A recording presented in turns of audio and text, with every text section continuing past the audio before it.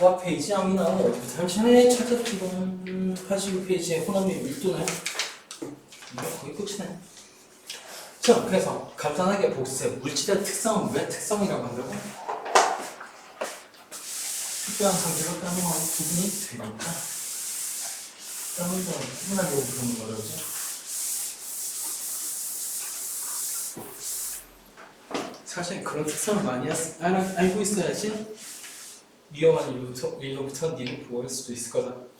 자, 그다음 어쨌든 끓는 점, 녹는 점, 어는 점까지는 금방 했었을 거고 밀도까지는 자, 밀도 이렇게 얘기했었을 거다, 그지? 부피분의 질량인데 부피도 물질의 특성이 아니고 질량도 특성인데 부피분의 질량은 특성이다 라는 거였다, 그지?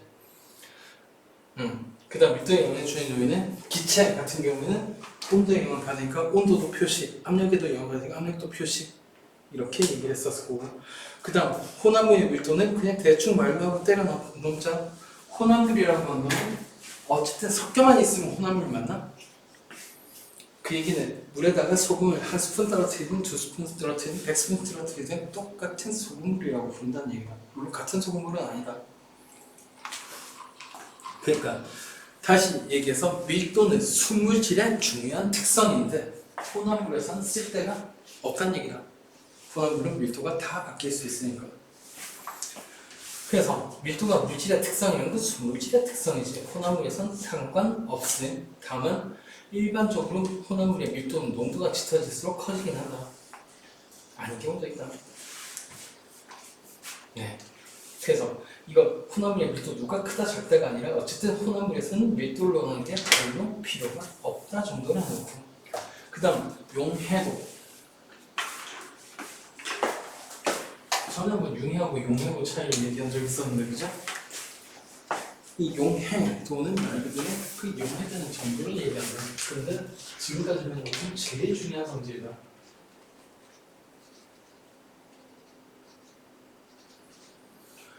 용해도라고 하는 건 대충 얘기해서 얼마나 달 놈에 녹는가 하는 건데 기준이 명확하니까 용해부터 나오나? 그럼 용해가 나온 김에 다시 융해라고 한 게 한 물질이 고체에서 액체로 상태 변하면서 녹는 거라고 했다면 용해는 한 물질이 아니라 두 물질 사이에서 한 물질이 다른 물질에 녹는 현상이다. 그래서 자연스럽게 혼합물이 만들어질 건데 그러면 또 다른 용어가 따로 나와야지. 오케이, 그렇지. 이때 용매라는 건 뭐냐면은 녹이는 물질을 용매라고 한다. 저기 용은 녹는다는 뜻이고 매는 매질이라는 뜻이거든. 그러니까 원래 있던 놈이 저놈이라는 뜻이다. 그 다음 두 번째 용질 지금 물질이지 말 그대로 녹는 물질이라는 얘기다. 예를 들어 소금물 이런 걸 만든다면은 소금이 물에 녹는다라고 표현할 수 있으니까 소금이 용질이고 용매는 물이다.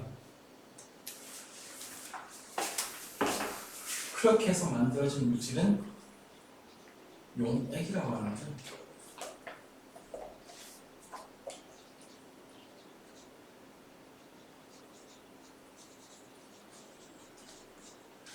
용해가 일어난 결과 용질과 용매가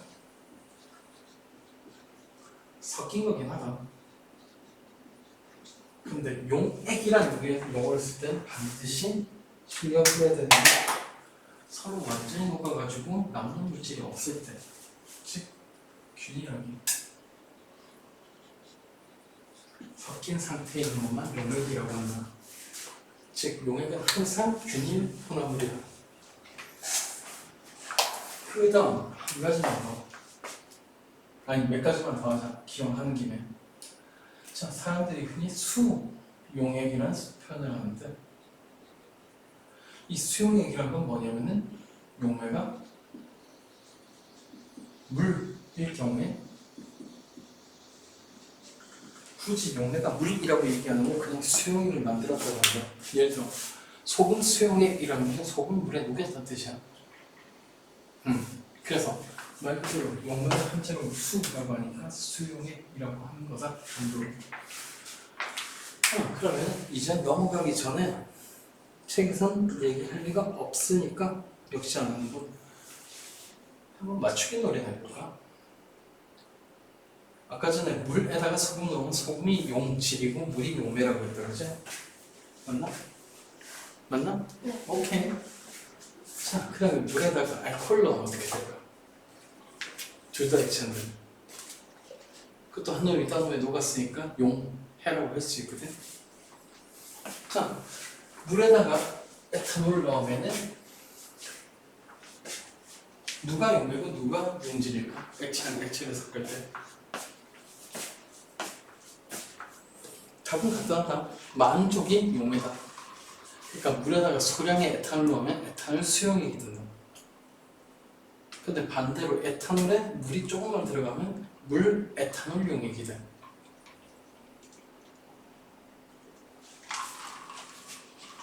요거는 참고.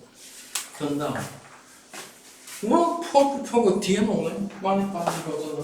별 중요한 얘기는 아니지만 계속하자. 번호가 틀렸지만 포화용액 불포화용 중에 포화용만 하자. 포화가 안 됐다는 게 불포화니까. 자, 포화용액이라고 하는 건 뭐냐 하면 뭐라고 돼 있냐? 이거 봐, 나 몰라. 포도에서 일정한 양의 용질이 최대로 녹아있는 거예요. 다시 뭐라고? 어떤 온도에서 일정한 양의 용질이 최대로 녹아있는 거예요.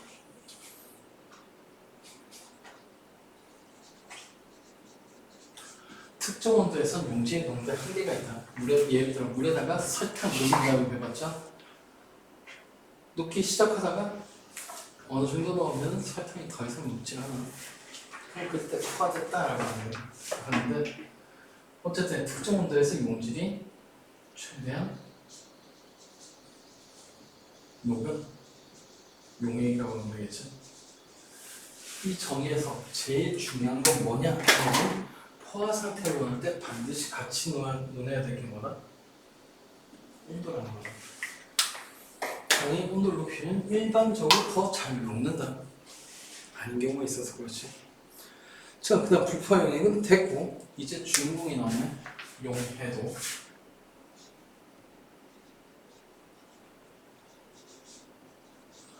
중요한 거니까 틀리기 싫다. 그러니까 한번 읽어볼래?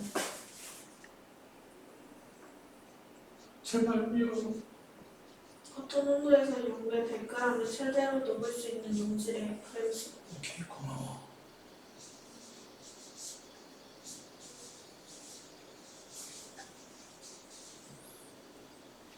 쓰다가 뭐지? 미안한데 사실 이번 단에서 배운 것 중에 제일 중요한 게 용해도다.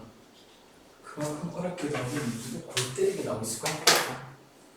그래서 그 문제를 조금 다뤄보긴 하는데 어쨌든 특정 온도에서 용매 100g당 녹을 수 있는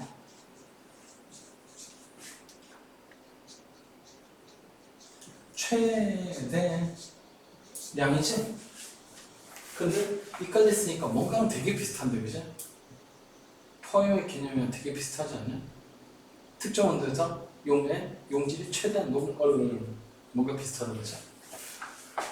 당연히 용해도만큼 용질을 때려 넣으면 포화용액이 된다.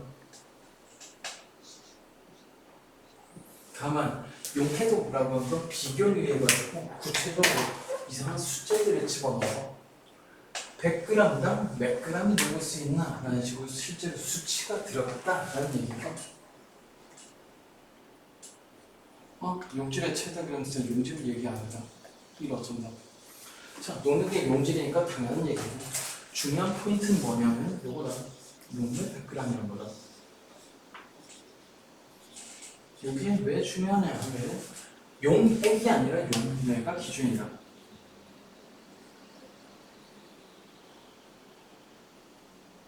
다시 용매가 기준이라고 해봐.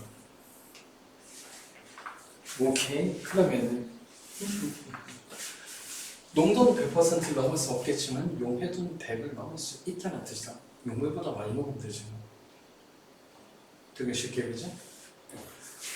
자, 그러면 그 용해도의 일반적인 성질은 먼저 보고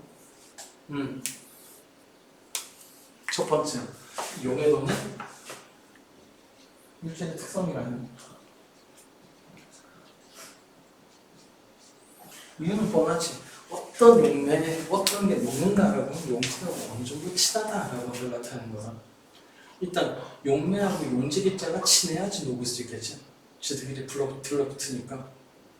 근데 문제는 용매의 종류도 다르고 용질의 종류도 다른데 그 용질하고 용매 입자 간의 인력이 똑같을 수는 없겠지. 물질마다 다 다르겠지. 그러니까 결국 물질의 특성이 된다라는 얘기다. 자, 그 다음 두 번째, 되게 애매한 말인데 이 용해도는 온도에 따라 다르다. 자, 그럼 온도가 뭐였더라? 입자 운동의 빠르기라고 했던 거죠? 그러니까 당연히 용매가 빠르게 움직이면 용질을 빨리 많이 떼서 많이 운반할 수 있을 거다. 그래서 일반적으로 용해도는 온도가 높을수록 증가한다. 일반적으로 어디까지 일반적으로 아예 통째로 거꾸로 놓으겠어. 그래서 온도에 비례하는 건 쉽지. 그런데 신기하게도 어떤 물질 아니 어떤 상태의 물질의 경우에는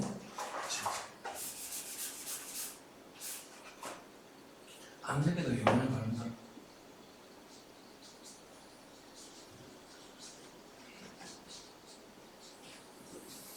속 시원하게 온도가 높아지면 어떻게 되고 압력이 높아지면 어떻게 되고 라고 얘기하고 싶은데 그 규칙이 별로 없어가지고 더 정확한 규칙을 밑에 넣었거든.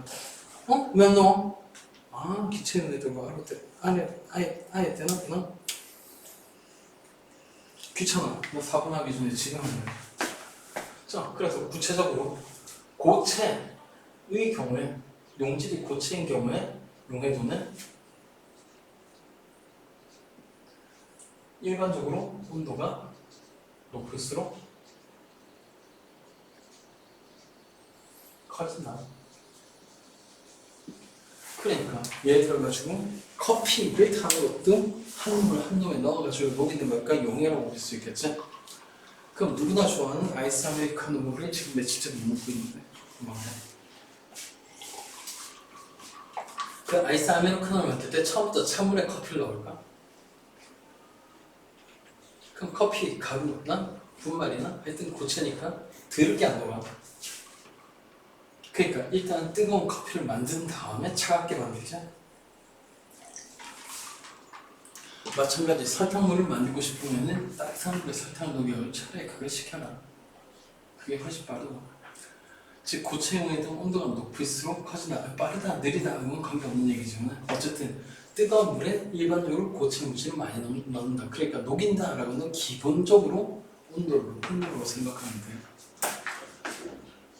그런데 기체의 용해도는 4번에 나온 얘기지만 미리 땡겨봐요. 기체 용해도는 첫 번째 온도는 낮을수록 그다음 즉 고체하고 정반대는 얘기다. 이유는 간단하지. 원래 기체 상태에 있는 물질은 움직임이 빠르다.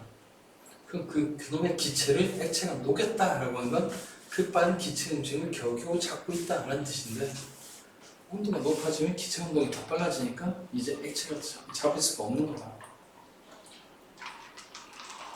액체 용매가 잡을 수가 없는 거다.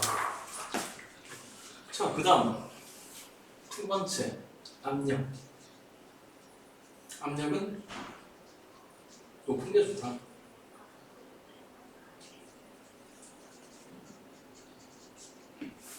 왜냐하면 밖에서 기압으로 꾹 누른다는 건 기체가 밖으로 용액 밖으로 나오기 힘들다는 뜻이야. 자, 그래서 고체 용해하고 달리 기체 용해는 첫 번째 온도와 압력의 둘 다 영향을 받는다. 그 다음 온도에 의한 온도가 낮을수록 압력은 높을수록 이런 건데 외우기 힘들다 그지? 먹고 살기 힘들지? 그런데 다행히도 너네가 이미 이걸 쓰고 있는 거 이해가 있지?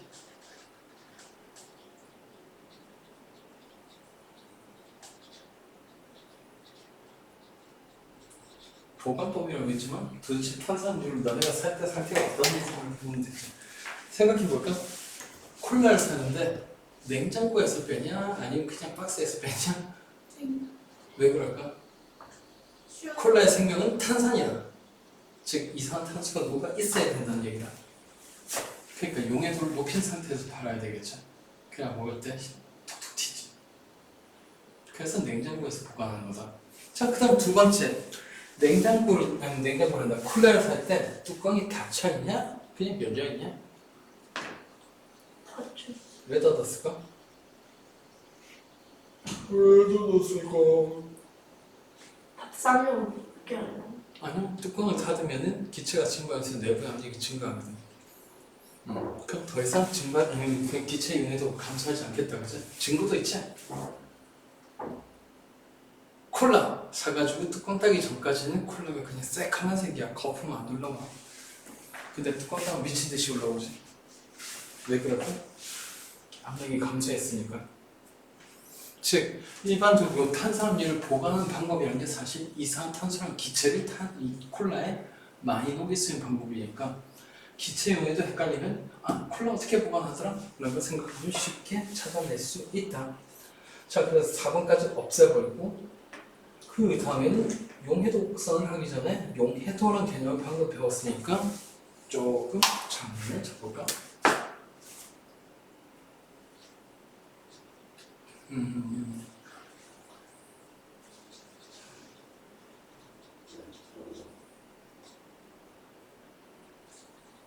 쉽게 할까 어렵게 할까? 그럼 처음에 쉽게 하자.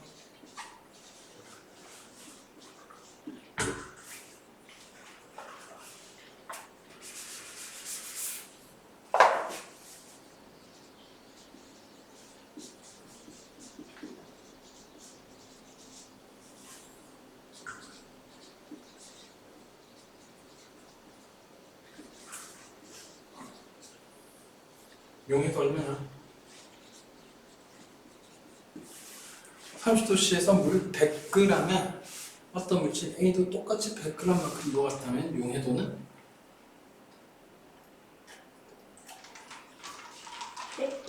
당연히 100이지. 물 100g에 그러니까 용해 100g에 100g 녹았으니까 용해도는 당연히 100이라고 할 수 있겠다. 그죠? 맞나? 자, 문제 좀 어렵게 할까?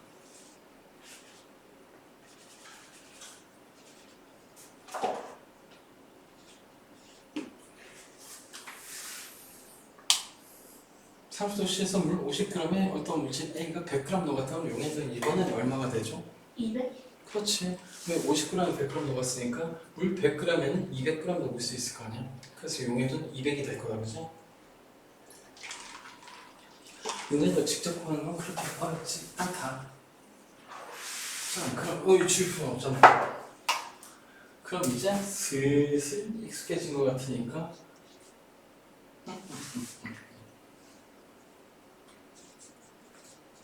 그리고 이제 어려운 문제다.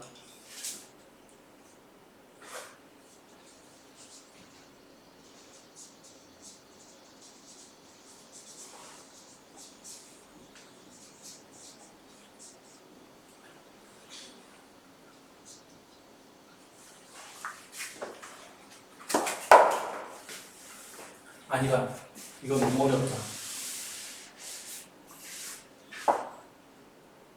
조금만 다른 걸 해볼까?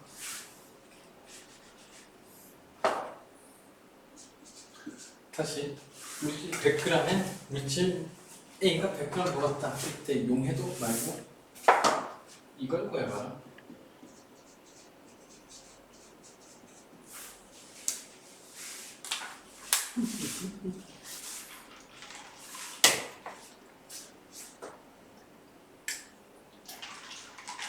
이게 용해도 문제에서 갑자기 퍼센트 정도 물어볼 수도 있다는 얘기다.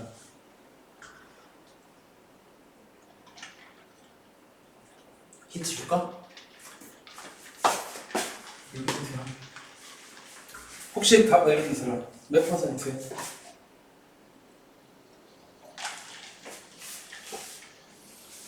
가민아 몇 퍼센트일 것 같아? 200. 퍼센트 100이 넘을 수가 없죠. 그 일반적으로 퍼센트라고 하는 거는 전체 중에 네가 관심 있는 양이 얼마냐는 거야.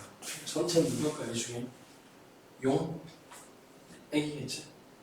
그냥 관심 있는 거 누구 물질이니까 용질이 관심 있겠지. 즉 퍼센트 정도는 일반적으로 용액분의 용질 곱하기 100으로 계산한다. 그럼 구할 수 있겠니? 50. 네. 전체 용액 몇 그램? 200g이 된다 그죠? 그 중에 네가 관심 있는 물질 A는 100이니까 200분의 100 곱하기 10 아니 200분의 100 곱하기 100 아니 말 100이 이렇게 많아. 그래서 50%가 된다. 자 그럼 이렇게 해서 용액하고 용질하고 용액 관계를 알았으면 이제 아까 안 알려던 문제 까먹었지? 다시 만들면 되지? 그래서 용해도가 32인 물질 A이 잠깐만 생각 좀 하고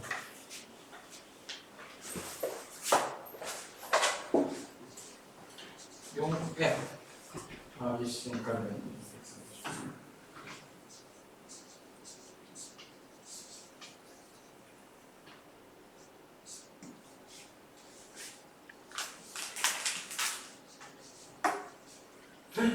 너무 어렵다 이거.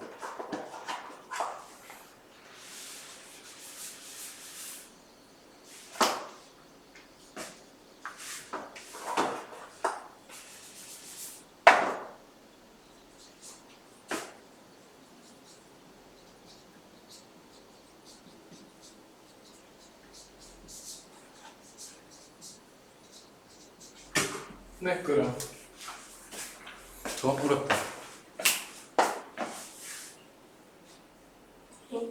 응? 미치겠지? 미치겠네. 숫자도 이상하고 그지? 어떻게 하는 걸까?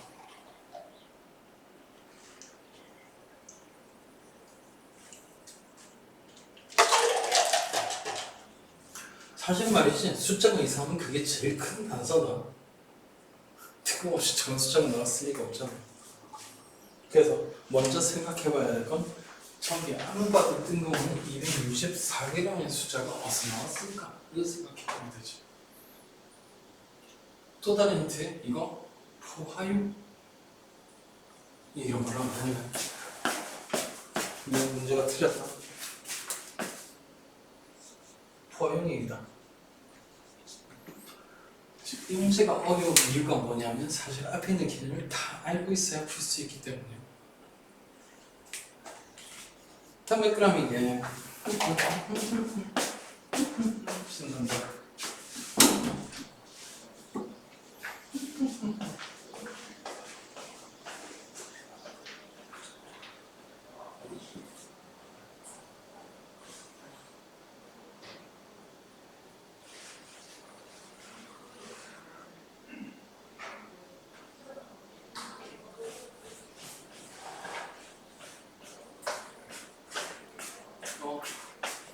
이건 양식을 버리고 온다 본데. 근데 혹시 답 찾으신 분?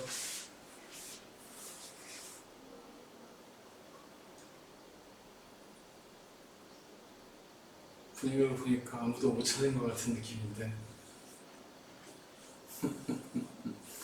그래서 아마도 이 문제는 당분간 나와도 당분간 어려울 거야. 나 너무 쉽지만 문제를 만들어서 쉬운 거야. 자, 여기에서 핵심되는 건 뭐냐면은 용해도가 32라는 거다. 그리고 아까 얼핏 용해도하고 포화용의 정의가 꽤 비슷하다고 했죠. 구체적으로 용해도만큼 때려넣으면 포화용이 만들어진다라는 얘기니까 그 용해도 32는 무슨 뜻이냐면 물 100g에 32g 때려넣으면 포화용이 된다는 얘기다. 다시 물 100g에 용질 32g 때려넣으면 포화용이 된다는 뜻이다. 몇 그램 되는데? 물 100g에 32g 떼어놓으면 총 몇 g 용액은? 당연히 132지? 맞나? 자, 요거까지 생각한 다음에 제일 수상하다라고 하는 숫자 읽어보자. 130하고 264의 관계도 알겠나? 곱하기 2지? 두 배씩이지? 132. 그러니까 결국 이거는 얘는 조성이 같다가 물은 보나마나 200g. 그럼 A 양은 64g이 들어있다는 뜻이죠. 감리가 갸우뚱했는데 역시나. 제수적이니까 이거 다시. 자, 용해도가 32라는 건 물 100g에다가 용질 32g 섞으면 포화가 된다는 뜻이죠. 얼마나 포화? 어쨌든 이 용액은 몇 g이 되는데? 132g이 된다는 거죠, 그렇죠? 그런 다음 얘랑 얘를 비교해보니까 아하, 이거 딱 두 배네. 그 얘기는 여기에 100g, 물 100g, 용질 6질 안 보이는데. 네. 용질 32g이 됐다면 얘는 그대로 곱하기 물 200g, 용질 64g 된다는 뜻이다. 그래서 답은 64라고. 자, 그래서 요거는 사실 나중에 접해도 조금 어려울 수 있다. 왜냐하면 그 위에 생각해야 될 게 좀 많아가지고. 그런데 용해도가 중요한 이유기도 하고 용해도는 꽤 많은 걸 알 수 있기 때문에 그럼 그 뒤에도 이 특성을 이해한 다음에는 분리가 시작될 건데 그 분리할 때도 꽤 중요하게 나온 게 용해도다. 자, 그래서 용해도는 일단 이 정도까지만 하고 문제 나오면 심상치 않게 어렵게 만들 수도 있겠다라고 하는 거 대충 떠나놓고 쉽게 갈 때는 저거 안 나올 거야. 근데 어렵게 나오면 손대기도 힘들 정도로 어렵게 만들 수도 있다. 용해도는. 자, 그다음 용해도 곡선. 이런 곡선이 나오는 이유는 이것 때문이지. 고체 온도는 온도가 높을수록 그 얘기는 온도에 영향을 받는다라는 얘기인데 용해도 자체도 물질의 특성이지만 온도에 따른 변화도 당연히 물질에 따른 특성이다. 물질마다 다르다는 얘기다. 자, 그래서 어쨌든 용해도 곡선은 그래서 기본적으로는 그렇다면 온도가 변할 때 그 온도에 따라 물질들의 용해도는 어떻게 변할까?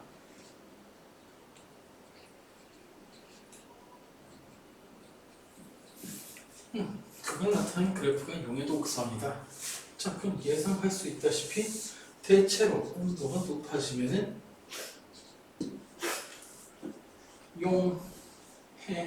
용해도도 대체로 높아지겠네.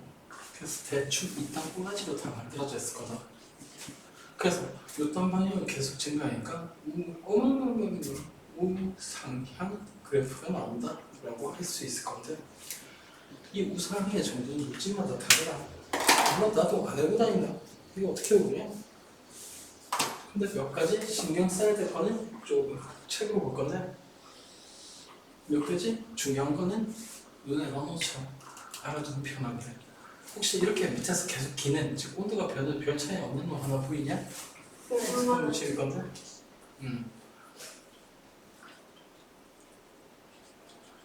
염화나트륨은 그러니까 온도에 따른 용해도의 차이가 별로 없다는 얘기다. 그래도 엄밀하게 볼까? 염화나트륨마저도 사실 온도가 높아지면 아주 약간은 용해도가 증가하는 거거든요. 아주 약간이지만 그치? 네. 그래서 얘도 분명히 우상향은 맞다. 티가 별로 안 나서 그렇지. 망할. 자, 그 다음 나머지 전부 다 우상향인데 그 우상향의 종류가 좀 심한 애가 있죠? 쏘아! 이딴 식으로 크게 차이 나는 애. 왜 우상향이야? 그렇지. 제일 크게 나는 거는 기본 보수죠. 질소칼륨. 질산 나트륨 맞을 텐데. 칼. 질소칼륨이네. 미안, 나도 안 해고 다녀. 자, 그래서 질산칼륨하고 염화나트륨 이렇다. 그 얘기는 이걸 잘 읽으면 뭔가 재밌는 걸 할 수도 있을 것 같다, 그죠? 그 재밌는 건 좀 이따 생각하고 일단 석출을 먼저 얘기할까? 아, 석출 여기서 얘기하구나. 자, 그래서 곡선의 점은 그 점에서 용액을 퍼도 당연한 얘기고 그다음 기구가 클수록 온도에 따른 용해도 차이가 크다라고 하는 거는 용해도가 어차피 녹이스는 최대량이니까 만약에 어떤 용액의 상태가 여기였다 치죠. 질산칼륨.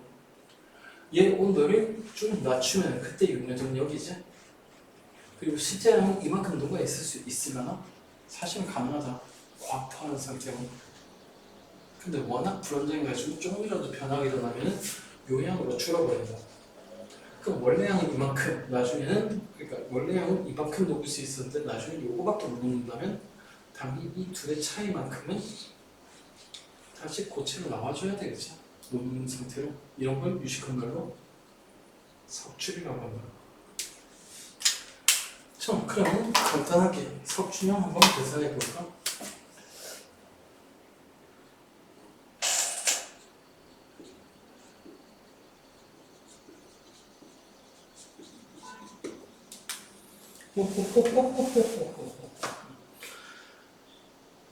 책에 그래도 값이 있는 걸로 해야 되겠죠?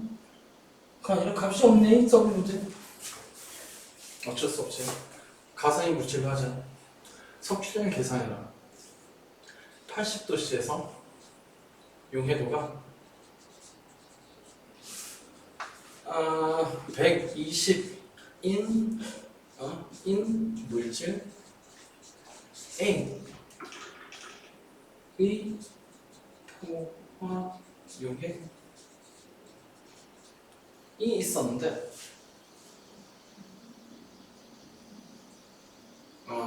이렇게 할까? 포화 용액 220g이라고. 이놈의 온도를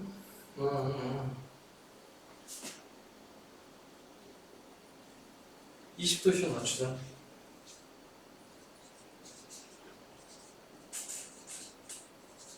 이러면 이제 포화가 안 될 거다. 그러니까 포화가 안 되는 만큼 섭취될 건데 그때 섭취량을 계산하시오. 표가 있으면 표 보고 할 수 있는데 표가 없으니까 단 세워줄게. 단 20도에서 용해도는 40도. 계산하셔. 너무 어려워. 무단기로 생각을 해야 되는 건데.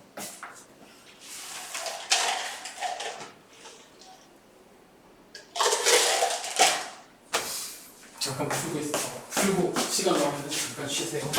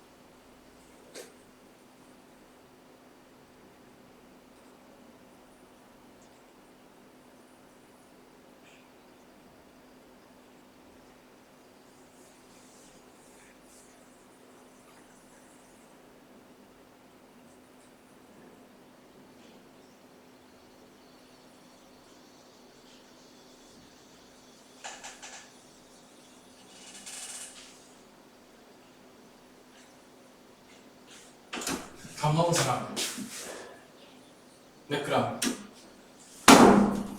100g.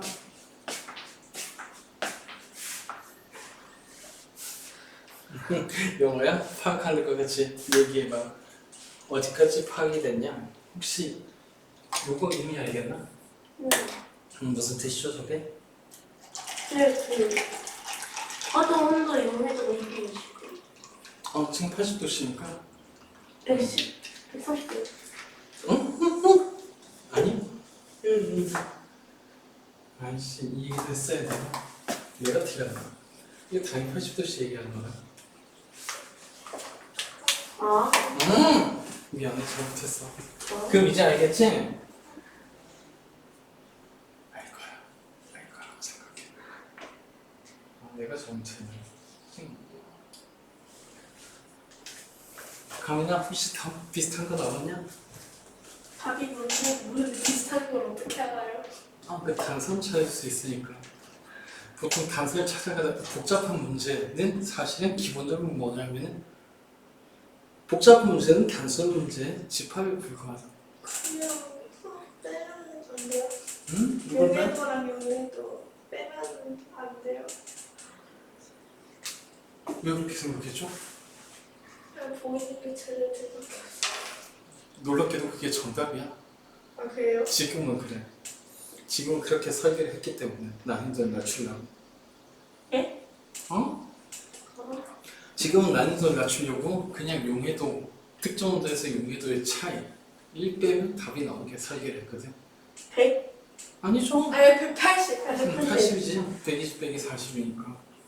그게 답은 맞는데 한 가지 좀 틀렸죠. 그 과정이 맞다라고는 못하겠다. 그 과정에 한 군데 거쳐야 될 걸 해결 못해서 구체적으로 요거의 의미를 알겠냐? 아이고 씨 색깔이 안 보인다. 요거의 의미를 알겠냐? 라는 걸 물었는데 가민이 이걸 모르는 상태에서 답을 맞춘 겁니다. 과포한테?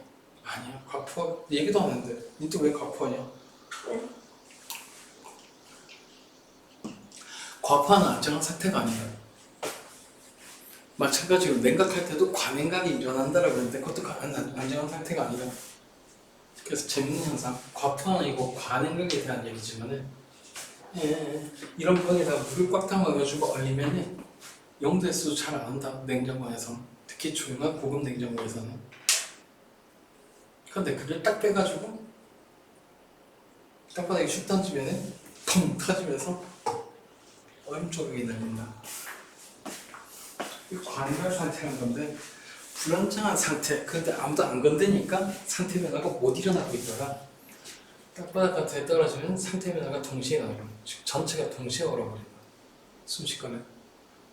근데 문제는 물에 얼면서 부피가 팽창한다는 거. 지금 얼마? 그래서 페트병이 폭발한다. 위험. 응? 아무리 과학 실험 위해서 그 정도의 희생이야. 재밌을 것 엄마한테 등짝밖에 더 못겠네. 냉장고 안에서는 안 터지는데 이제 충격 안에서 터져요. 경우에 따른 냉장고 안에서 터질 수도 있긴 하다. 아니 근데 뻥하고 터지잖아. 그럼 뻑하고 갈라지지.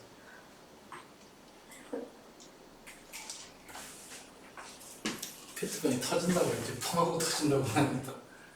자, 그럼 이제 시간을 더 줄 수가 없기 때문에 좀 어려운 얘기인데 석출량 계산에 표가 있으면 그냥 온도 차이 가지고 뻔하게 할 수 있거든. 근데 그게 없어가지고 문제가 좀 어려워지겠는데 자 다시 8도씨에서 용해도가 120이다 라고 하는 물 100g에 120g이 녹을 수 있다는 뜻이니까 용액을 만들면 딱 120g이 되겠지. 즉 얘의 정체는 물 100g에 용지에 120g이 녹았다는 뜻이다. 근데 그 20도로 낮추면 용해도가 40밖에 아니니까 100g에 40g밖에 못 녹겠지. 그럼 원래는 100g에 120g 녹았다가 100g에 40g 녹으면 120하고 40의 차이 즉 80g만큼 섭출이 된다. 이게 당연한 얘기겠죠. 지금은 이렇게 했고 자 그럼 가민이가 요런 건 못 맞출 것 같다는 생각이 확실하게 들었지. 매우 나쁘게 답이 좋고 55라는 숫자를 맞고 사실은 방금 문제를 풀었기 때문에 감은 잡히지. 원래는 220 근데 숫자를 55로 바꿨을까? 전체 양은 4분의 1로 줄인 거야, 그죠? 그럼 값도 4분의 1이겠지? 20g. 근데 문제서만 보면 이렇게만 보면 되게 어렵거든. 그래서 아까 요 얘기를 같이 한 거다. 그래서 쉬운 문제야 그냥 자료는 한두 단계 생각하면 끝이지만 얘 같은 경우에는 몇 번 올라갔다 내려갔다 생각 몇 번이나 해야 되죠. 용해도가 무슨 뜻인가? 80도에서 용해도 120이라는 거? 그럼 자기 물 100g 120g 녹이네? 그러니까 용액을 만들 220g짜리 물 100g 가지고 220g짜리 포화용액을 만들 수 있겠네. 근데 여기서 포화용액이 얼마나 좋네? 그럼 얘하고 비교해보면 농도 똑같을 테니까 비율도 똑같겠네. 그러니까 각각의 양을 알아낼 수 있지. 물 50g, 물 25g, 용매가 30g 먹었다는 뜻이지. 하여튼 그런 식으로. 자, 그래서 경우에 따라 용해도는 미리 겁을 너무 많이 줘서 미안한데 잠깐 넘어가자. 숙제는 아직 안 냈지만 바로 뒷페이지에 혼합물의 분리가 있다 그죠? 거기에 맨 마지막 페이지 96페이지에 있는 내용이 용해도 가지고 장난치는 거거든. 방금 봤던 섭출량이라든가 기타 등등의 얘기가 있지. 그래서 여기에서는 충분히 어렵게 저 용해도까지 이용해가지고 문제 어렵게 만들 수가 있다. 그래서 사실 용해도는 개념이 튼튼하면 좋아. 튼튼할수록 좋아. 그럼 아까 문제에서 봤듯이 여기에서 용해도에서 물질의 퍼센트 농도를 구할 수 여기에서 봤구나. 용해도에서 퍼센트 농도를 구할 수 있다. 그 퍼센트 농도 구하면 거꾸로 퍼센트 농도 줬을 때 용질의 질량 구해가지고 반대로 용해도를 알아낼 수도 있을 거고. 하여튼 복잡해. 포화란 말이 들어가면. 자, 그래서 일단 이 정도까지 하고 나머지는 숙제를 내시도록 하실까? 왜 이렇게 적냐? 어쨌든 공식 숙제는 88에서 91까지 그 사이에 실험 같은 건 심층은 풀어보고 모르겠으면 물어보셔도 됩니다. 난 별로 중요치 않다고 봅니다. 재밌는 거 있었네. 84페이지는 지금 같이 풀고 넘어갈까? 핵심 자료 3. 나머지는 필요가 없어. 이런 필요가 있어. 어떤 온도에서 용매 100g의 최대로서 용제 변수는 어려운데 그때 아니야 그럼 10번만 풀자. 귀찮다. 자, 자료가 있으니까 좋은 거예요, 그치? 자, 질산칼륨의 용해도 없으니까 80도씨에서 질산칼륨의 용해도는 얼마? 그냥 숫자 읽으면 되니까 169지? 60도에서 50g의 최대로 녹을 수 있는 질산칼륨의 양은 15g이라고 했는데 이 양 이건 맞춰봐 알아?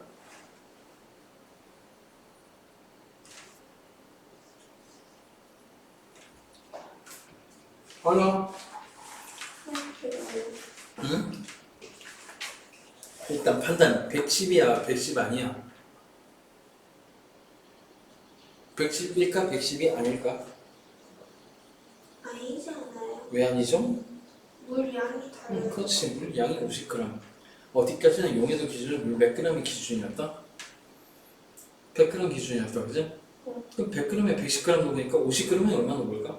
55? 그렇지 답은 그래서 55g이다 자 그다음 A 상태의 질산칼륨 수용액 132g이면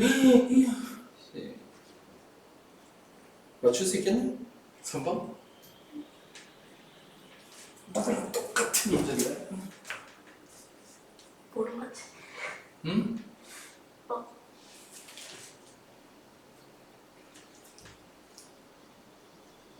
얘서 2번이랑 똑같은 문제 아닌가?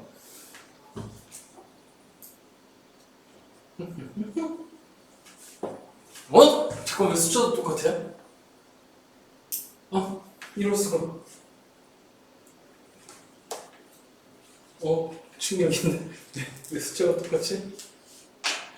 0에서 100 사이 중에 하필이면 똑같은 걸 골랐네.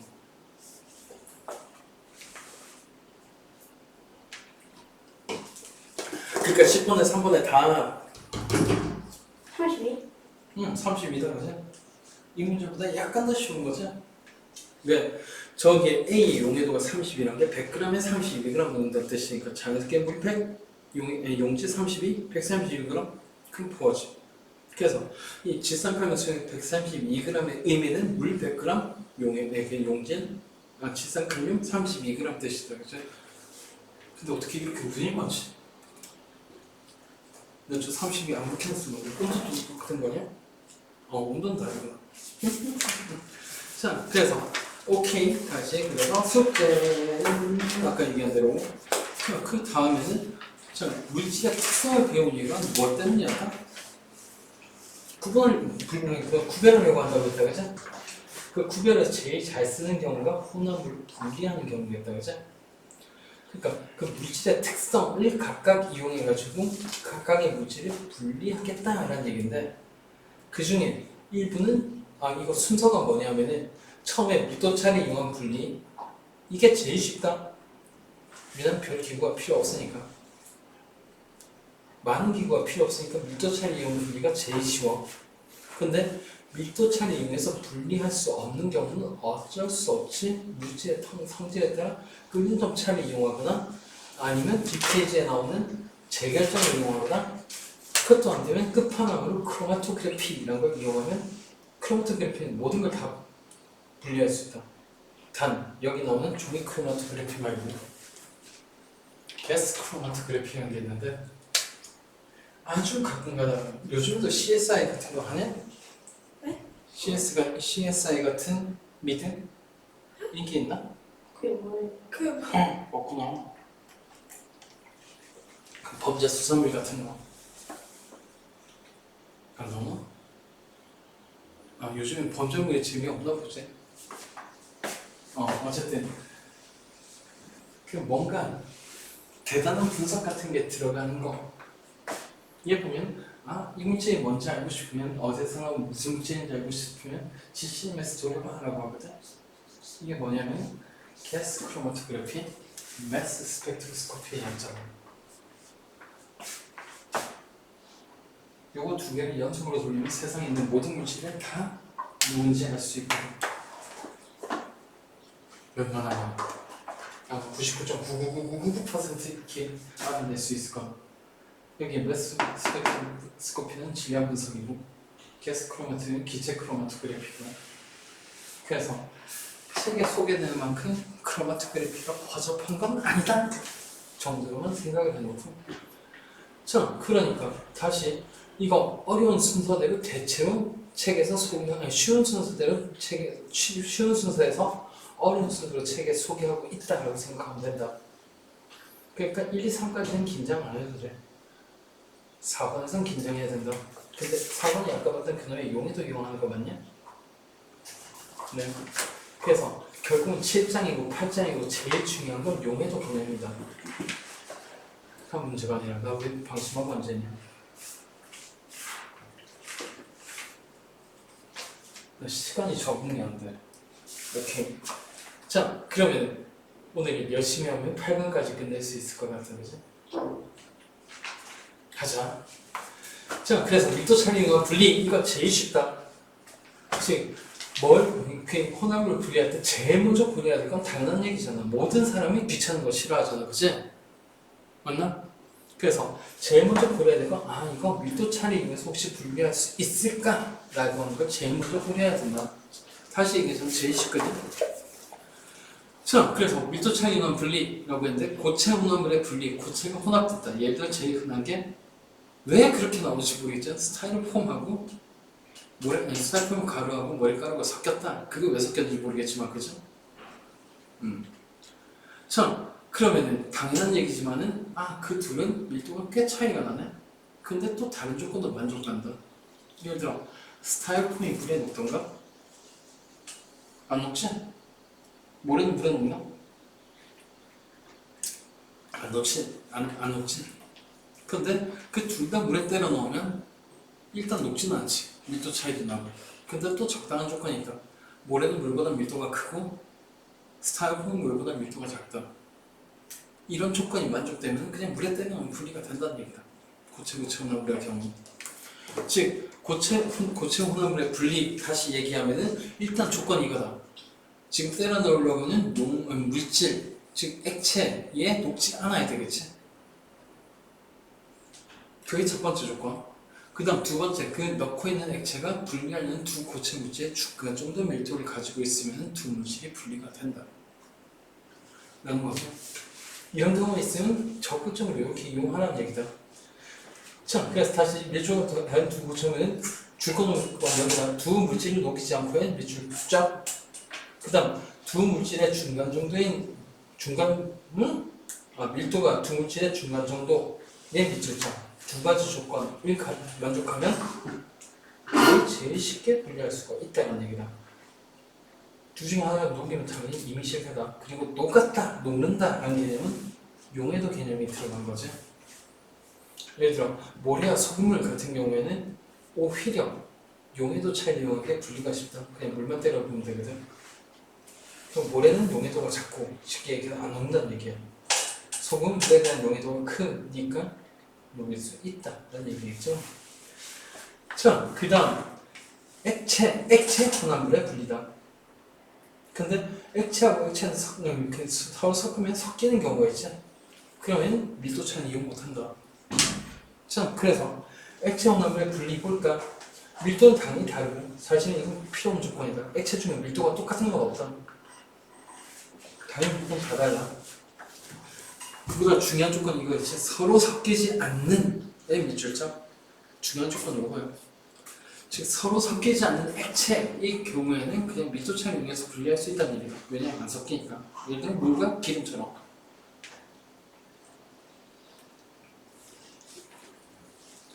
자, 그래서 이런 거는 분별 깔때기라는 걸 이용해서 분리할 수가 있다라고 하는데, 분별 깔때기는 옆에 나오는 그놈이다. 이상하게 뚜껑 달린 요염하게 생긴 뭐라고 해야 되지 이거? 깔때기라고 하면 좀 그러나 하여튼 깔때기가 있다. 뚜껑 달린 거. 자, 이 뚜껑 달린 거 뚜껑은 왜 달렸냐 하면 물질을 집어넣어야 되니까 저기에 빼낼 수도 있어야 된다. 자, 그래서 어떻게 하는지 내용 과정 한번 볼까? 왜 꼭지라고 돼 있어? 코크라고 돼 있어야지? 아니야. 이걸 아무도 꼭지라고 안 하는데 왜 코크라고? 몰라. 교육 과정에 이해할 수가 없어. 자, 그래서 왜 과정이 안 나오냐고. 이 과정이 중요한데. 아, 있구나. 자, 이거 어떻게 하냐면은 저게 분별 깔때기에 뚜껑으로 섞여 있으면 그냥 넣으면 되고, 안 섞여 있으면은 안 섞인 대로 넣은 다음에 뚜껑 닫고 흔들어 주면 된다. 그럼 혼합물이지. 그럼 서로 섞이지 않는 경우에는 당연히 층을 이룬다. 밀도가 크건 밑에, 밀도가 작으면 위에 있는 게 당연하다. 자, 이렇게 딱 층을 이룬 다음에 무슨 짓을 하냐면 뚜껑 열고, 뚜껑 안 열면 안 들어가거든. 압력 차이 때문에. 꼭지를 돌리면 밑으로 슉 나오기 시작한다. 당연히 밀도가 큰 게 먼저 분리가 되겠지? 맞나? 맞냐? 밑으로 빠져나가니까 밀도가 크게 먼저 나온다. 자, 그 다음 중요한 포인트. 경계면 근처, 그러니까 정확하게 따라내기 힘든 것도 있고, 액체가 밀도가 큰 물질이 아직 그表面에 남아있을 수도 있기 때문이다. 그래서 어느 정도 아래쪽을 분리한 다음에 왠지 경계면이 가까워졌다 싶으면 자신 없으면 그냥 코크란다. 꼭지. 코크가 맞는데. 어쨌든 꼭지를 타라. 그럼 이제 내려오는 게 멈추겠지? 그럼 미리 받은 거 빼내고 중간에 경계 부분은 따로 받아내가지고 또 버린다. 자, 그런 다음 그 밑에 거 버린 다음에 이제 위로 슉 내보내면 밀도가 큰 걸 분리했다라고 할 수 있겠지? 그래서 이런 식으로 분리를 한다라는 얘기고, 의외로 자주 오는 게 뚜껑을 열어놓는 이유다. 방금 두 번째 과정에서 마개를 연 후라는 표현이 분명히 들어가 있지. 별것도 아닌 것 같은데 왜 이 얘기를 했냐면은, 다시 얘기한다. 뚜껑 닫아놓으면 밑으로 액체가 안 빠진다. 네, 그래서 그런 겁니다. 자, 그럼 밀도 차이와 분리의 예는 어디까지나 예에 불과할 뿐이니까 그냥 슉 풀어놔볼까? 자, 첫 번째 사금치치. 사금이란 게 모래하고 같이 섞여 있는 금이거든. 금이라고 하는 게 화학적 풍화는 너무 어려운 말이네. 그 긴 시간 동안 지구의 환경에 의해 가지고 화학 성분이 바뀌진 않는다. 그래서 흙의 성분은 흙으로 돌아가는 그런 일이 없고, 지구 처음부터 지금까지 여전히 금으로 남아있어. 그럼에도 불구하고 침식은 받으니까 모래랑 같이 강물 바닥에 섞여 있는 경우가 있다. 모래랑 같이. 자, 그럴 경우에 어떻게 하냐? 일단 바닥에 있는 모래를 금하고 섞인 사이에 그냥 들어. 그 다음 두 번째, 물속에서 흔들어. 그럼 물하고 밀도 차이가 별로 안 나는 모래 같은 경우는 물에 쓸려갈 수 있지. 근데 금은 웬만하면 물 위로 떠올라가지고 물이랑 같이 쓸려가기보다는 끝까지 바닥에 남는다. 그래서 이 짓을 계속 반복하면 모래는 점점 줄어들고 금은 계속 남고, 그래서 계속 하다 보면 결국 금이 상당량이 까지는 아니고 꽤 많은 양도 아니고 모래 한 5개, 6개 정도 섞여서 나온다. 그거를 위해서 지금 계속 하는 거예요. 땅 파봐라, 금이 나오나. 얘는 금이 나오잖아. 근데 사람들이 무시하나. 아니, 이 짓을 하려고 그냥 골드러시가 일어났잖아. 몇십만 명이 갔는데 웃자를. 그래, 지금 봐서 웃기지? 근데 솔직히 그 정도 나와도 꽤 돈 많이 벌어. 이 짓을 반복하면 금이란 게 그만큼 가치가 있기 때문에 금 모래 다 써드린 그거 뭐 돈이 얼마야? 계산이 안 된다. 그 정도면은 한 2,500원 정도 되겠는데? 근데 그 짓을 5분 해가지고 2,500원 벌면 진짜 시급이라고 하죠? 안 해! 너무 짜. 안 해. 안 해. 비싸네. 에이, 별거 아니네. 다시 계산. 시급 15,000원 안 해. 차라리 집에서 게임이나 하면 돼. 자, 그 다음 두 번째. 오래된 달걀, 신선한 달걀 이라고 했는데 오래된 달걀은 안에서 기치가 발생한다. 그래서 눈은 안 보이지만 계란 껍질 안에 빈 공간이 많다는 뜻이다. 그래서 전체 밀도는 감소하거든. 미세하게. 그런데 그걸 눈으로 관찰이 안 되는데 그걸 물에 퐁당 집어넣으면 다 가라앉아. 어쨌든 계란이니까. 그런데 거기에 소금을 살살 풀면서 저어주면 소금물이 되면서 밀도가 점점 증가한다. 그럼 이제 오래돼서 기포가 많이 찬 달걀 붙어 떠오르기 시작해. 그래서 결국 소금물이 꽤 진해지면은 오래된 달걀은 다 떠오르고 신선 달걀은 여전히 가라앉아 있는 모습을 볼 수가 있다. 소금은 어차피 용해도 그렇게 크지도 않은 거거든. NaCl 아까 바로 끼고 있었지? 네. 그래서 이런 식으로 신선 달걀과 오래된 달걀을 구분할 수 있다 라는 얘기고 흔히 쓰는 말이다. 자, 그 다음 혈액분리. 원리는 훨씬 더 복잡하지만 어쨌든 원심 분리기라고 하는 거 재빠르게 돌리면 그 원심력이라는 게 중력이랑 비슷한 역할을 해가지고 꽤 강한 중력 환경이랑 비슷하게 만들어주거든. 그러면은 일반적으로는 P라고 하는 게 혈장하고 혈구가 섞여 있는 상태인데 그렇게 중력이 강해지면은 밀도가 조금이라도 큰 혈구가 바닥으로 먼저 가라앉는다. 혈구는 액체니까 아까 혈장은 액체니까 안 가라앉지. 자, 그래서 원심 분리기의 역할은 중력을 딛다 강하게 해주는 역할.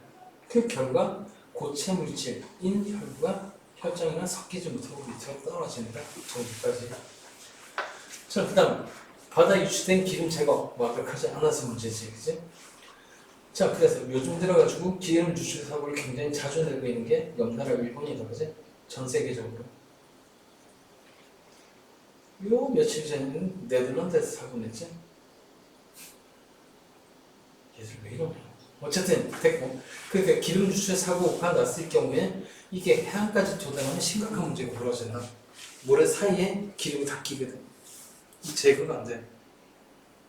사람 손을 한 일일이 다 닦아내야 돼.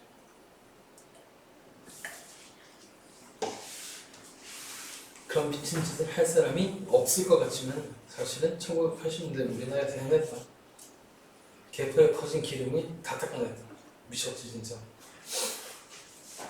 자, 어쨌든 이 오일 펜스라고 하는 건 뭐냐면 어차피 기름이 물 위에 뜨지? 밀도가 커서 누가 누구에 뜬다는 밀도를 이용했다는 뜻이다.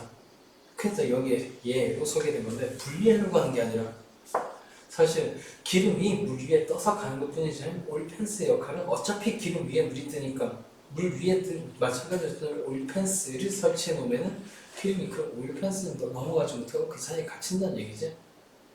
네. 그래서 기름이 더 이상 퍼지는 걸 방지하겠다 이런 건데 원리적으로 따지면 밀도를 이용한 건 맞다. 근데 엄밀히 얘기해서 밀도 차이에 의해서 분리했다고는 할 수 없다. 원래 분리가 돼 있었으니까. 그런 다음 위에 떠는 그림은 제거하는 정도지 분리하는 정도는 아니라 그지? 넘어가시고 그 다음 끓는 점 차이를 이용한 분리라는 건데 미터 차 이용하는 기구만 있으면 됐다. 그런데 이제 끓는 점 차를 이용하는 경우부터는 기구 말고 이제 가열도 해야 된다. 자, 그래서 거기에 먼저 나오는 게 증류인데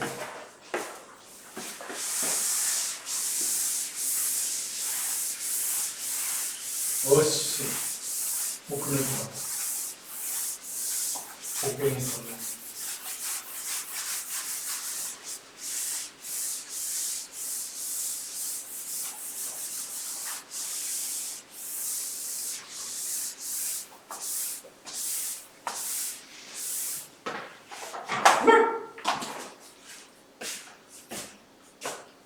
이상하게 쳐다보는 사람이 놀랄 수도 있지. 자, 그래서 이 끓음점차를 이용한 분리는 비슷하니까 뺐고 1. 증류는 뭐냐면은 일반적으로 증류라고 한다면 이런 걸 얘기한다. 여러 가지 물질이 혼합된 혼합물에서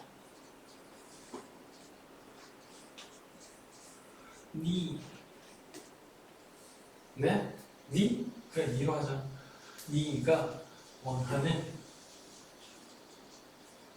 물질 경우에 따라 여러 가지가 될 수 있으니까 복수면서 때려놓고 1. 끓는 점 차를 인해서 끓는 점 차이 이용해서 분리해내는 걸 증류라고 합니다. 자, 이걸 왜 이렇게 복잡하게 얘기했냐면 사실 증류가 적응 기술이거든. 즉 섞여 물질이 몇 개인지 몰라도 상관이 없다. 이게 분별 증류라고 하는 거는 정확하게 원하는 물질은 몇 개 이딴 식으로 다 분리할 수 있는데 증류는 사실 전통적인 방법이라고 보면 됩니다. 더 정확하게 원심도 쓸 수 있었던 기술이야. 그러니까 뭐 물질 개념에 수물질 혼합물 일단 개념도 없고 그냥 내가 원하는 건 나오면은 좋다 먹자 이게 되는 거니까. 사실 소주 염두에 두고 얘기하는 건데 자 그래서 액체 상태의 혼합물이 끓어나올 때 나오는 기체를 다시 냉각해서 순수한 뭐야?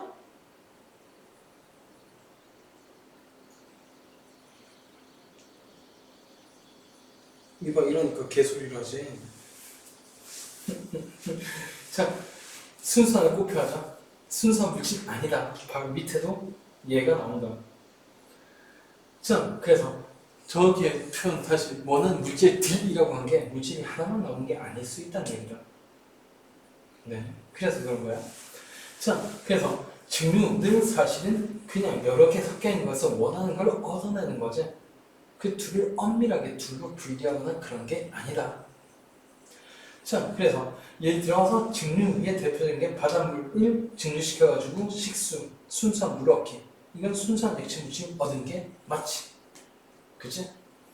그런데 탁한 술 누구냐면은 막걸리 얘기다. 막걸리를 증류해서 전통 소주 얻기. 그 전통 소주는 굉장히 향기롭지? 네. 처음 이런 식으로 만들어낸 게 우리나라에서는 정종이라고 하거나 일본에서는 사케라고 하지. 맛있잖아. 뭐가요? 응? 아니야. 애들 몰랐는데. 어쨌든 전통 소주라고 걸러서 얘기하자. 안동 소주? 그런데 그게 맛이 있다라고 하는 게 사실은 알코올 말고 다른 것도 섞여 있다는 얘기다. 뭐가 섞여 있는지 모른다. 사실 관심도 없고. 그러니까 여기에 두 번째 소주 얻기라고 했는데 거기에 소주는 순수한 에탄올이 아니다. 일단 물하고도 섞여 있고. 그래서 결국 두 번째 책에서 언급한 두 번째에서 순수한 액체 물질이 나온 게 아니라는 것도 바로 알 수 있지. 아니 지가 스스로 한 줄에서 틀릴 게 무슨 헛소리한 건지 있어. 자, 그래서 증류는 결국은 이 정도라면 이것만 기억하면 된다. 끓는 점 차만 이용한다고. 그래서 분리하는 게 증류다라고만 생각해도 돼. 자, 그러면은 그 다음 이건 증류가 아니라 분별 증류의 예에 가깝지만 우리가 에탄올 혼합물의 분리는 좀 볼까? 워낙 자주 나오는 거라.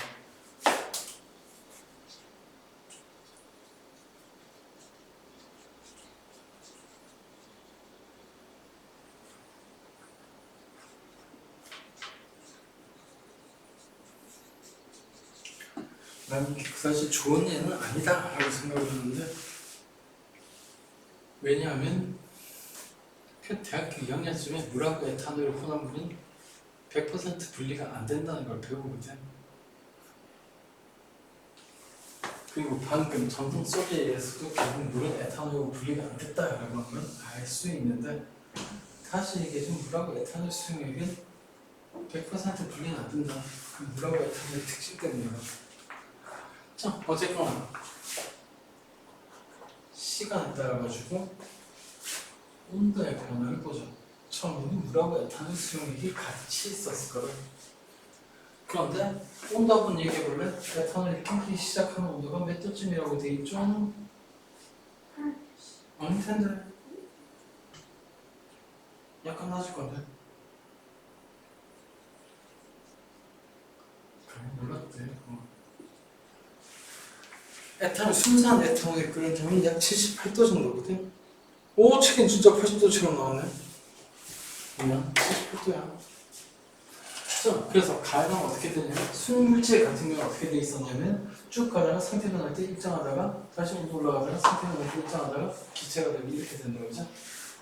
자, 그런데 이건 두 가지 물하고 에탄올이 섞여 있고 100도씨는 물에 끓는 점, 78도씨는 에탄올에 끓는 점이다. 자, 그럼 이거 혼합물은 어떻게 되냐면 당연히 온도 가열하면 78도보다 약간 높은 데서 끓기 시작한 다음에 액체 혼합물에 끓는 점에서 봤다시피 끓으면서 물만 날아가기, 아니 에탄올만 날아가기 때문에 온도가 변하긴 한다 그지? 근데 중요한 건 어쨌든 온도가 올라가기 시작한다는 얘기다. 배고파. 자, 그러다가 에탄올이 나르면 그 나물이 이제 순수한 물만 남았겠지. 그래서 두 번째는 좀 과잉해서 껴지면 정확하게 백도다. 뭔 얘기를 하고 싶은 거냐면 여기하고 여기 차이 알겠나? 여기서 지금 끓고 있는 게 물 플러스 에탄올이다. 근데 여기는 물만 끓고 있겠지? 그래서 순수한 물질이 되고. 그러니까 두 번째 그래프는 당연히 평이하고 첫 번째는 아니라고. 자, 어쨌든 이 구간에서 물하고 에탄올이 끓어나오고 있을 테니까 결국 저 부분에서 저 온도 범위에서 끓어나오고 있는 액체를 모아가지고 냉각시키면 당연하게 에탄올하고 물을 분리할 수 있다. 진짜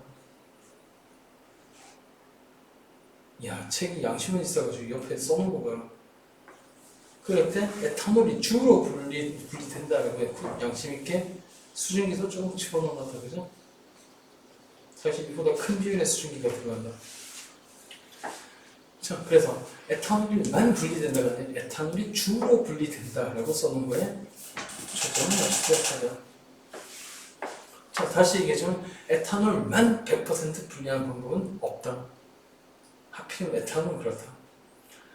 자, 그 다음 이 증류를 이용한 또 다른 전통적인 방법 중에 하나, 거대 산업이긴 하죠. 원유의 분리와 이용이다 그죠? 자, 여기에 밑에 그림을 먼저 좀 써놓자. 써는 거 아니고 말로만 들어라. 자, 석유가스에 거기에 그 분리된 놈들 중에 제일 위에서 나오는 게 제일 먼저 분리된 놈들이고, 거기에 석유가스가 40도에서 1도 사이에서 나온다라고 되어 있는데 여기에 섞여서 나오는 석유가스의 주성분은 메테인하고 에테인이라는 가스들이다. 그럼 여기에서 벌써 증명했는데 메테인, 에테인 두 가지가 섞여 있는 거 바로 나왔지? 석유가스라고 했네. 미안. 프로페인하고 뷰테인이라는 가스다. 그 다음 휘발유는 이제는 헥테인, 헵테인, 옥테인, 노네인 정도까지 섞인다. 그 다음 등유는 노네인하고 데케인이라는 게 섞이고 경유라고 하는 거는 몰라. 이런 탄소 한 12개 정도짜리 등유는 12개에서 14개 아스팔트는 탄소 15개 이상 이로 쪼개진다. 즉 여기 나오는 석유가스, 등유, 경유, 중유, 아스팔트 중에 어떤 것도 순수한 물질은 없다는 얘기다. 네, 그래서 다시 계속 책을 가서 미안한데 책에서 증류에서 순수한 액체 물질 나온다에 순수한 틀린 얘기다. 증류의 목적은 순수한 물질을 얻는 게 아니다.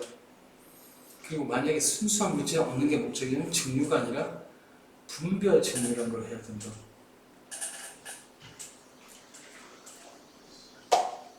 어우 씨.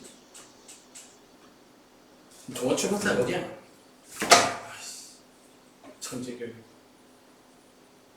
제일 멍청한 데는. 자, 어쨌든 원유의 분리와 이용 다시 지금까지 얘기한 건 순물질이 아니라 혼합물을 얻게 될 수밖에 없다는 걸 얘기한 거고. 자, 이거 분리와 이용이라고 하는 건데 그냥 증류차 한번 보자. 아니 증류차 한번 보는데 울산 사니까 증류차가 한 번씩 봤겠지? 봤다고 해줘 제발. 초기 온산까지만 가면 잔뜩 있는데 증류차 봤지? 감이나? 증류차 본 적 없냐?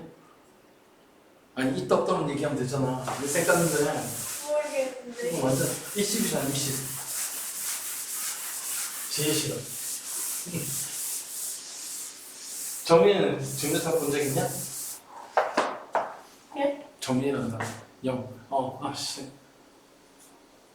오 영민이. 아니었나? 네.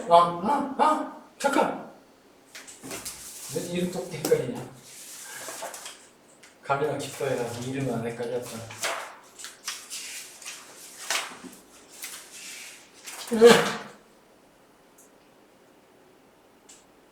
주원이고 영훈. 넌 증류사건적인 거? 의사분과까지만 가도 되는데.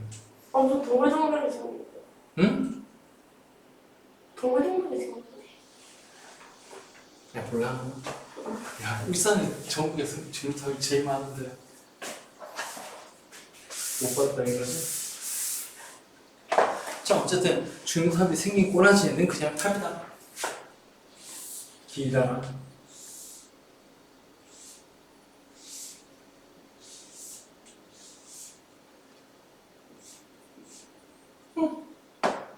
됐지? 자, 그래서 시작 단계는 어디냐면 여기부터 시작할 거다. 책의 그림에도 이쪽에 돼 있겠지?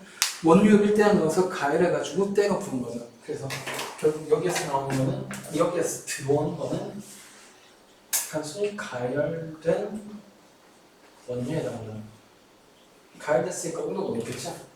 그럼 여기에서 점점 멀어지면 온도가 떨어질 거다. 이걸 쉽게 알 수 있다는 거. 즉 위로 슉 올리겠다는 거는 온도를 낮추겠다는 뜻이다. 아니 낮추겠다보다는 낮아진다 라는 뜻이다. 자 그렇게 온도가 쭉 낮아졌는데 그렇게 온도를 낮췄는데도 살아남는 놈들이 있다라는 얘기지. 그럼 제일 아래층부터 다시 보자. 올라가면서 점점 온도가 떨어질 건데 쭉 올라가다 보면 이상한 트랩이 있을 거다. 내가 그래요. 귀찮아. 자, 이런 트립이 있을 거다. 자, 그럼 여기에서 가열된 원유가 기체 상태, 전부 다 기체 상태로 쭉 올라가다가 여기를 통과해서 샥 여기까지 무사하게 갈 수 있다는 건 아직까지 기체로 남아있다는 뜻이겠지? 맞나? 근데 이렇게 가열했는데도 기체로 되지 않고 나오자마자 액체 상태로 여기로 빠져나오는 놈들이 있다. 얘들은 결국 기체가 되지 않는 기체로 만들기 힘들다라는 건데 그 기체나 액체로 만들기도 힘들 정도라면 사실은 별 쓸모가 없다. 그래서 얘들은 그냥 갖다 버린다. 이름이 뭐라고 돼 있죠? 아스팔트. 그래서 아스팔트는 쓸데가 없으니까 어디에다 갖다 버린다? 도로. 지금 도로 까는 거는 쓸데가 없다는 뜻이다. 자, 그럼 두 번째 쫙 올라가가지고 여기에 기체가 돼서 신난다 하고 올라가고 있는데 그럼에도 불구하고 계속 온도가 떨어지겠죠? 그럼 그 다음 트랩을 설치해 놓는 거지. 똑같은 모양이야 그냥. 뭔가 모양이 달라 보이는데? 자, 그러면 결국 여기 통과한 기체가 여기 모여가지고 슉 올라가서 여기로 슉 빠져나갈 건데 그런 도중에도 일부는 액체로 슉 떨어지지 않겠나? 그나마 쉽게 액화가 되는 놈들, 즉 다음번에 액화가 되는 놈들, 얘들은 지금 나오는 기체 중에 지금 일단 기화가 됐던 기체 중에는 제일 쉽게 액화가 되는 또는 반대로 얘기하면 기체로 만들기 힘들다는 뜻이다. 둘이 잘 안 맞는 뜻이기도 하지. 그래서 얘들은 별 쓸모가 없다. 얘는 아예 쓸모가 없고 얘는 별 쓸모가 없고. 그래서 첫 번째 나오는 그나마 그 다음 싼 것들은 뭐냐면 이름이 뭐라고 돼 있냐? 중류라고 돼 있다, 그죠? 그리고 얘들 어디다 쓴다는 것도 나와 있지? 선박 연료라고. 즉 배에 쓰는 기름이 제일 싸다. 벙커 CU라고 하는 그놈이다. 쓸데없다. 그리고 왠지 손바닥 하면은 손바닥이 이만해질 것 같은 높은 정도를 가지고 있다. 자, 그래서 이런 거 무한 반복이야. 또 슉 올라가가지고 다음 층을 통과하기 전에 트랩을 설치해 놓는다. 그러면은 얘가 슉 올라가면 여기 올라가기 전에 액화가 일어나면 액화가 일어나는 놈들 액화가 일어나는 놈들은 여기 통과 못하고 이쪽으로 나오겠지. 그 다음 나오는 게 누구냐면은 경유라고 돼 있다, 그죠? 경유를 사람들이 뭐라고 부른다? 디젤이라고 부른다, 그죠? 거의 식용유급이라고 생각하면 돼. 불 안 붙게. 이게 디젤 기반이니까 태울 수 있는 거죠. 자, 그 다음 나오는 게 이제 공도 뜯기 싫다. 귀찮다. 대충 하자. 어디까지 가냐? 오, 어디까지 가?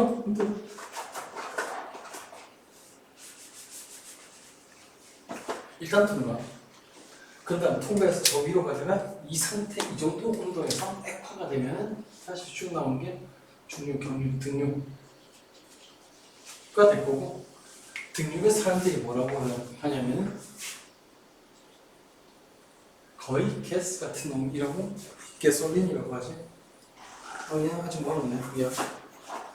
등유. 자, 그래서 경유가 디젤이었고 얘는 버커시유였고, 자, 등유, 그 다음 칸 경유, 중유, 등유, 그 다음 가솔린인데 맞잖아.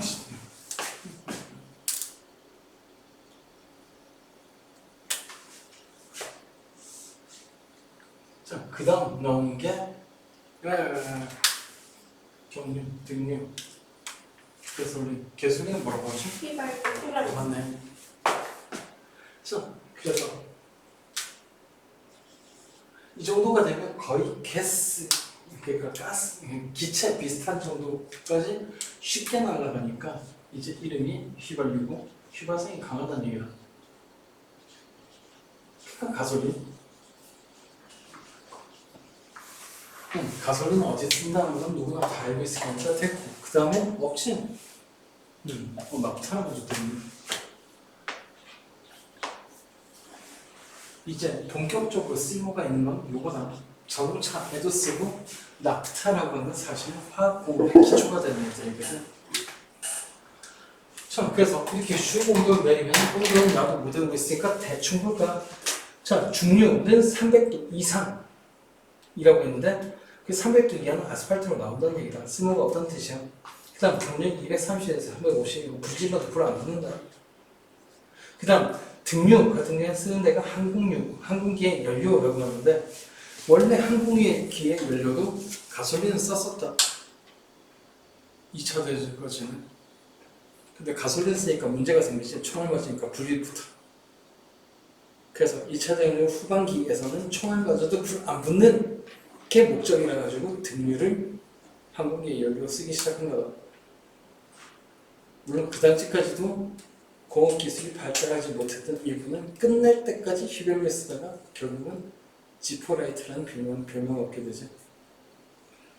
총알을 맞으면 붙어가지고 어쨌든 그랬다라는 얘기고, 그 다음 나프타는 화학 연료라고 했다. 그리고 자동차 연료도 지금 현재 제일 많이 쓰고 있는 건 누가 뭐래도 휘발유다. 그만큼 좋은 기름이라는 뜻이다. 자, 그래서 휘발유까지 해서 이건 액체로 쓰고, 그럼에도 불구하고 남은 놈이 있다. 끝까지 다 살아남아가지고 여기 기꺼이 기체 상태로 통과한 놈이 있거든. 얘들은 뭐라고 부른다고? 석가스라고 부른다고 했다, 그죠? 이걸 액화시키면은 liquefied petroleum gas라고 해서 LPG가 되죠. 얘들 그냥 가만히 냅둬도 계속 기체로 있는다는 얘기다. 처음부터 가할 필요가 없었던 놈들이야. 자, 그래서 결국 이런 식으로 나온다는 얘기인데, 거꾸로 결국 온도가 식으면서 나온 거니까 제일 먼저 통과해서 나오는 건 석유가스. 그 다음 좀 가져다가 여기에서 쭉 나오는 것들은 그 다음 순서대로 쭉 나오게 되는데, 자, 그래서 중립탑의 온도는 위로 갈수록 낮아지는 게 기본. 그러니까 분리 순서는 당연히 끓는 다음에 제일 낮은 석유가스가 먼저 분리가 되는 거다. 제일 먼저 나온다. 그리고 보통 옛날에 그랬는데 지금 잘못 쓰고 있지. 자, 그래서 이 순서다라는 얘기. 그 다음 크로마토그래피는 다음 시간에 해야 되겠네. 아이고, 일단 여기까지 합시다. 축하합니다. 오늘 못 끝났다. 그래서 오늘 며칠이라고? 13일. 다케션 아리가토 고자이마스.